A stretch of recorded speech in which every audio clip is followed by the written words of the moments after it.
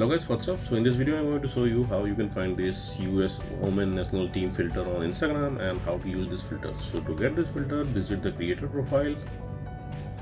Scott is the creator of this filter. You can follow him to unlock this filter to your camera tray. So check in his filter gallery and this is the filter, my favorite USWNT player.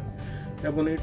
You will see a preview. From here you can save it to your camera and you can try it. So let's try it. So to use this filter, press and hold the record button, then it will start automatically after a few seconds.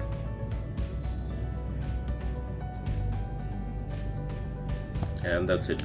So that's it guys. Likewise you can use this filter on Instagram. So thanks for watching the video guys. See you in the next video.